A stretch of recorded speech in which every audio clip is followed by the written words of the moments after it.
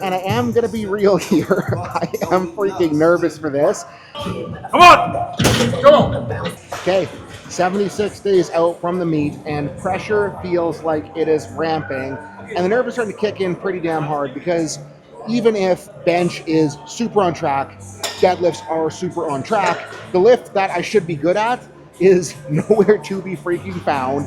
And why I'm nervous today is last week going into my squat day, I felt like pretty good morning of, and I thought that I would be able to get somewhere decent. And then we did not get anywhere decent at all in terms of loading. So I do feel good today, but I'm trying to not get too excited and making sure that I need to be as assertive as possible on the way up to give myself the best chance possible to make it a good day. So we are gonna do that. And I got something a little bit exciting that I'm hoping helps me feel a little bit more better. And if you're new to the channel, this is me documenting everything it has taken and everything it will take to go from ripping my pec off the bone and getting it reattached all the way to hitting my lifetime goals on the platform.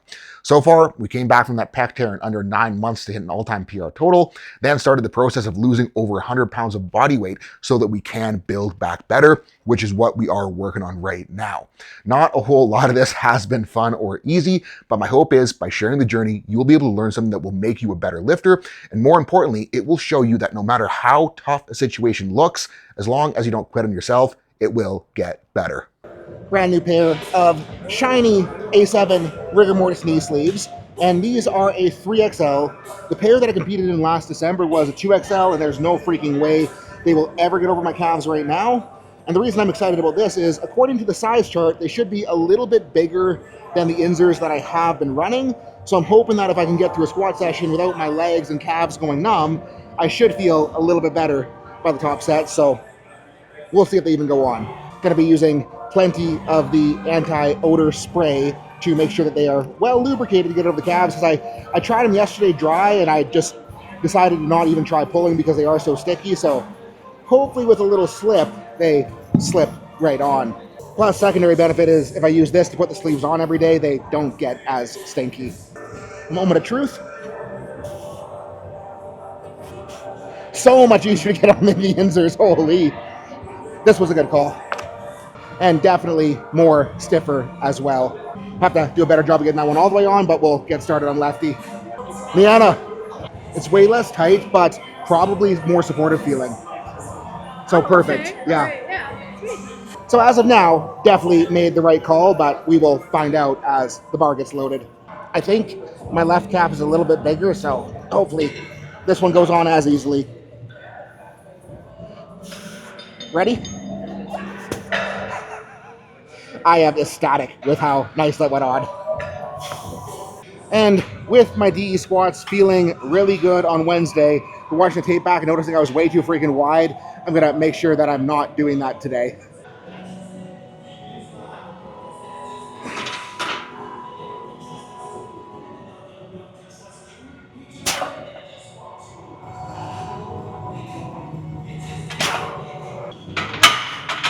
That feels very much like my squat. Yeah? Finally. And Jesse was just asking about how I kind of three-part my squat eccentric with the really hesitant, then almost catch initiation, slow eccentric, and then dip in the bottom. I don't think that's necessarily something that you guys should be doing, but the reason I do it is 2022, I ripped the rectus abdominis up off the left side of my pelvis, ripped the adductor longus, adductor brevis, pectineus, gracilis all down on that side of the pelvis, and saw a bunch of surgeons. None of them wanted to operate on it because it was too much of a mess, so I never got anything done. And if I go fast on that squat eccentric initiation, it feels really freaking sketchy, so I just slow down to make sure I have tension in the right places before I commit to the dip in the bottom to get a little bit of rebound. Now, with one plate going pretty damn well, goal is to make 2 plates also go pretty damn well, so we're gonna do that.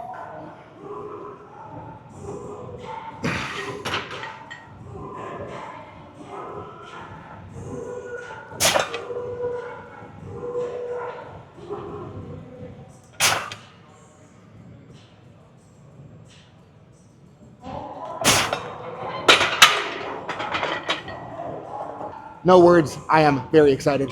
Never mind, I do have something to say off that one. At the top, it did feel like I was struggling to get my glutes through well, so I did a little bit of hip extension touching, did a few Jefferson curls, so hopefully we can make 3 feel better than 2. And belt on early to make sure we have it figured out before we need it to be figured out. All right, posterior expansion.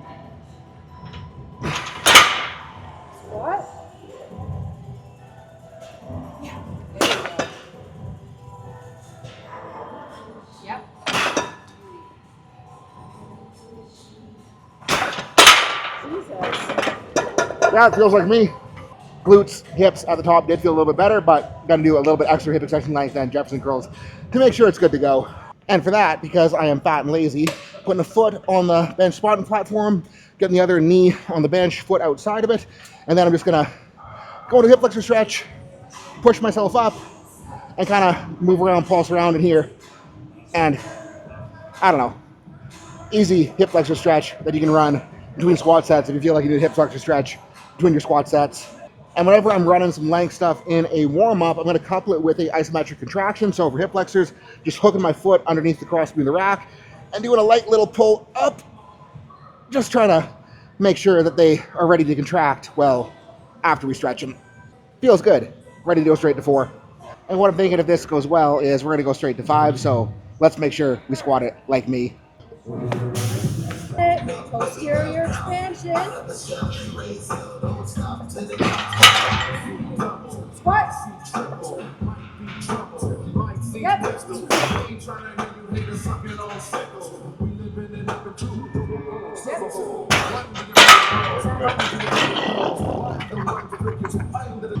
We might have found it again. Holy. And the only thing I'm thinking off of that is the first one felt so good off the unrack that I probably rushed the eccentric a little bit and didn't have as much tension in the hole as I needed, but we can fix that for the next set. I do acknowledge that we haven't taken this jump in a very long time, which means that it may be a bad decision, but what I also need to acknowledge is that if I want to do this meet, I need to start acting like an adult sooner rather than later. Yeah. What? Yep. Yeah, we're finding it. And plan as of now, going to be 675, assess situation, and then take another one if things feel good. But 675, I can be very happy with if that moves well. So we'll make sure it moves very well. I also acknowledge that this jump may be a poor decision of how things have been going lately. But again, if I want to do good at this meet, I got to start acting like an adult sooner rather than later.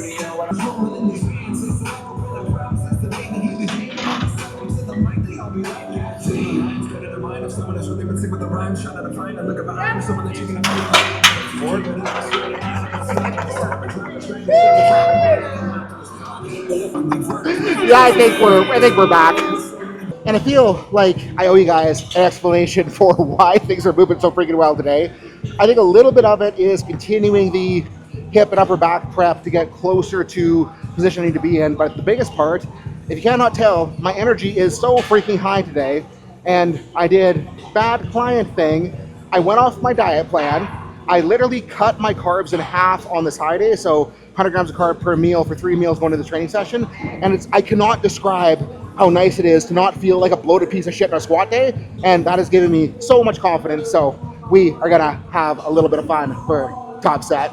So we got 725 on the bar.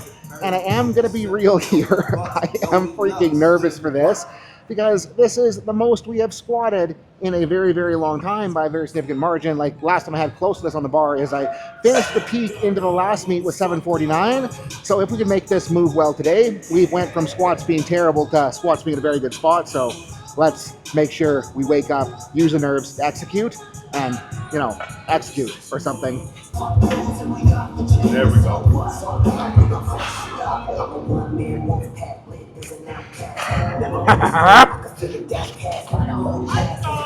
Come on! Come on! Come on!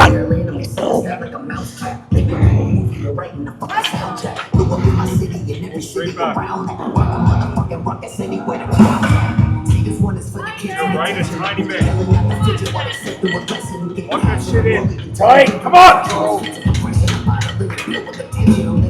Abs. Slide.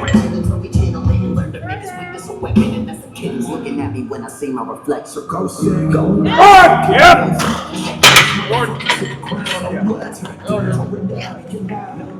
I am so freaking happy that that went the way it did. Like a little bit more eccentric chatter than I would have loved, but that's also like 70 pounds more than I put on a squat bar in a very freaking long time. So yeah, I am, if you can't tell, Very happy, mostly relieved that I don't just suck at squatting for the rest of my life. And it's been a fucking frustrating last fucking, I don't even know how long. Since the diet ended, it's been very frustrating on squat day, but clearly the work that we do underneath the squats is working at least well enough to squat 725, so all we gotta do is keep on working.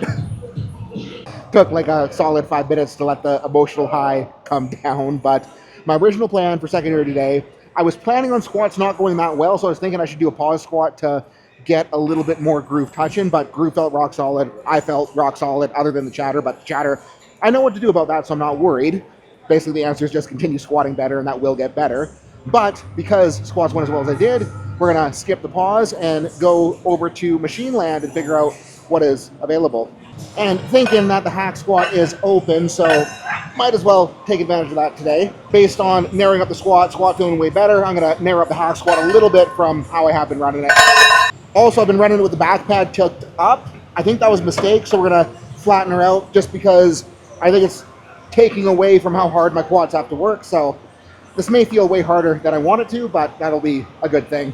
And the reason I'm comfortable going with the hack squat as my secondary movement instead of any sort of down set on squat or squat secondary is that I know that if my hack squat gets stronger, my squat will go up, and I'd rather put more energy and effort into my hack squat than any sort of squat secondary because it is going to be more productive for me. And that is the entire reason every single person in the team is making insane progress, because instead of just spamming them with junk volume, we're getting them to hone on the work that they need in order to drive up their weak points and reinforce the technique that will allow them to lift more. And if you're feeling stuck in your training, you're not making progress, things are feeling beat up, hit link below, join the team right now because we have a 7-day free trial going on, so you can check it out, get coaching from me for a week, and if you're stoked, stick around. If you're not, you can cancel totally risk-free.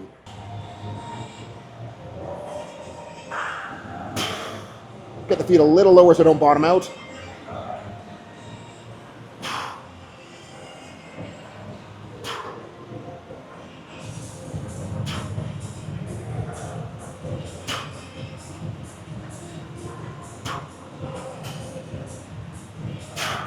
We can go 3. Another Joel sighting in the vlog. He's currently in his weakest state because he just did a show on the weekend and right back in the diet for national, so I'm hoping that he doesn't beat me here today.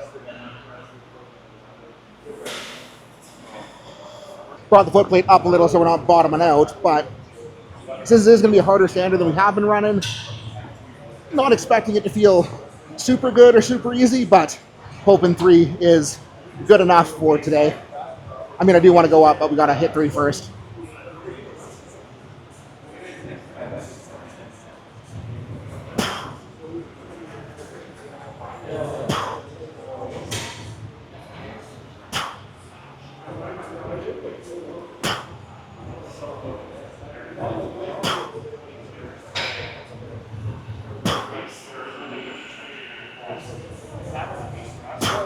I think we can go 4. So 4 plates and hopefully I don't die.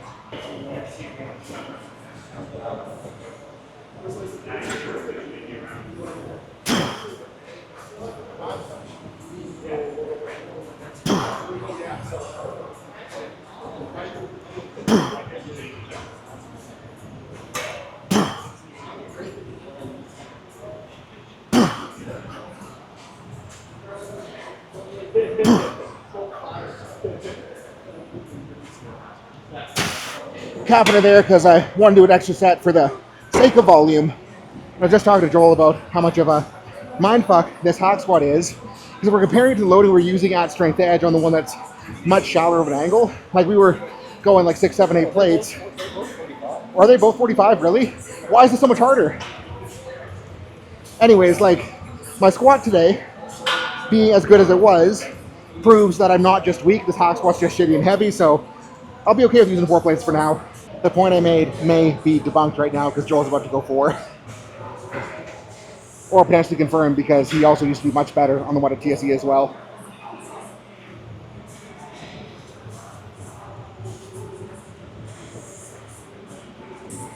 I think he made it look easier than mine. If my squat didn't go as well as it did today, I'd be very tempted to go up and beat Joel, but because it is going well, I think we can keep her here and get good reps in.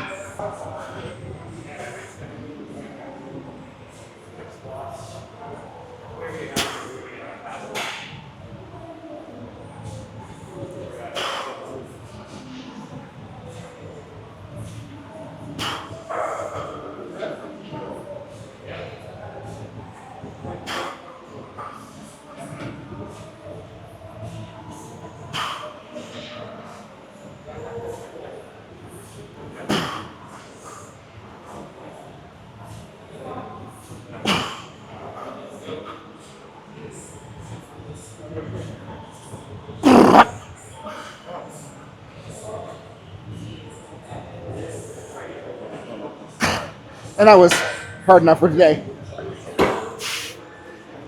I hate that when I edit this, I'm going to see how much it jiggle. Went to pull my knee sleeves off, and I came back to watching Joel go 4.5. So I'm very glad I left the room when I did. I was talking about this on Wednesday, but running the reverse hypers and the back extension in the same week is a little bit redundant, so I'm going to tone it down to just running the back raise. And the biggest reason I'm running the back raise over the reverse hyper is it is so much less of a pain in the ass to get plates on it, so I'll go find a third plate so we can start at 3 and then work up from there. Also got a feeling that this guy's probably going to be a little bit better for my deadlift as well.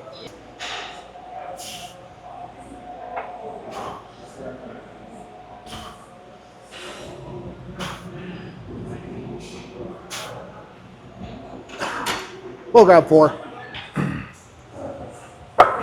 And gonna drop this guy down because apparently I'm shorter than I thought I was. Last time my feet weren't touching the platform, so hopefully this feels a little bit nicer than not, even though we went up in weight.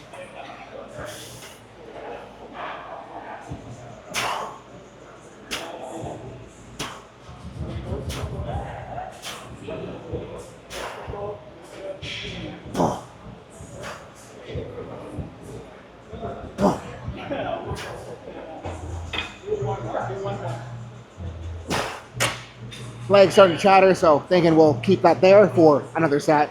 Also moving the camera because space beside the machine cleared up so you can see what I'm doing a little bit better. Okay, let's crank.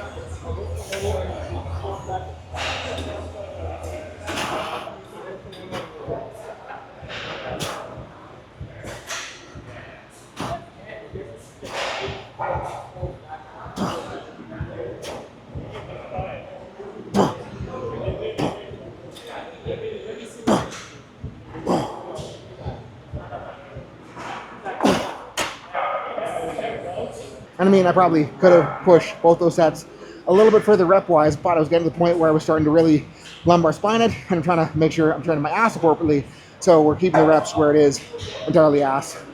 And we're over here to run some straight arm pull downs next, because trying to prime that lat and the rear delt sensation that I need for bench press.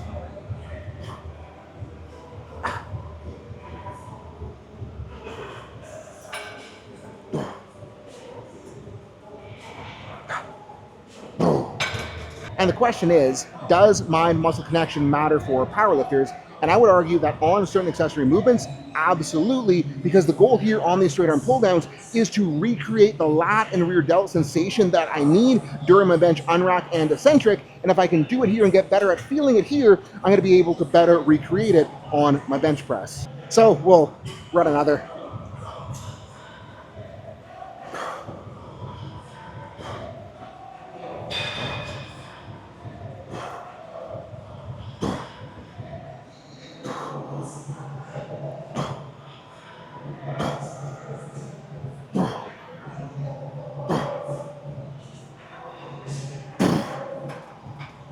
That hit the spot, and with how bench has been feeling, especially on that floor press, it is doing exactly what I need it to.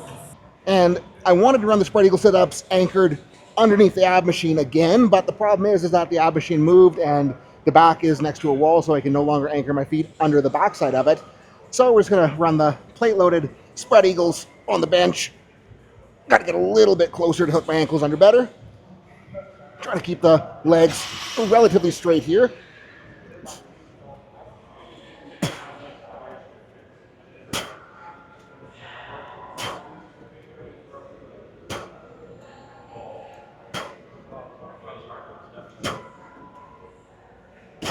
We'll grab another plate.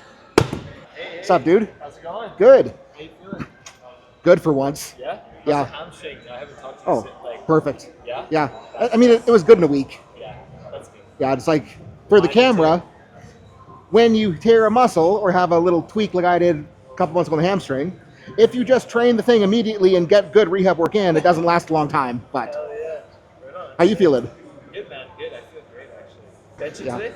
No, doing sit-ups. Okay. Yeah, that's oh, Jesus, brother. Gotta have a strong brace for strong You're squats. insane. Yeah, true. True. But that's Your brace is wild. Tyler. I tell you to watch his YouTube channel. He won the Natty Show same weekend as Cole and Joel got his Natty Pro card. Yeah, I know. That's But wild. he has a camera that he refuses to vlog That I with, so never bring, yeah. comment section Well, better be telling honestly, Tyler to, when you told me I brought it for a while, I'm like, fuck, stop yeah, well, again. get back on it now that you got food. I know. 100% you're right. You're always doing it. I have to do it. Okay, have a good one. Anyways, gonna try to do my best to not drop a plate on my face here. Make sure my belly's not showing. There we go.